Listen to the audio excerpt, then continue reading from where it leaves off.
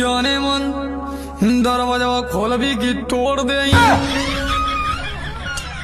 कमीने, लगता है तू फिर पी के आया है। नहीं मेरी जान, मैं पी के नहीं बल्कि एक बोतल लेके आया हूँ। लगता है तू ऐसे नहीं मानेगा। हाँ कमीने, आज तुझे मैं पक्का लतियाऊंगी।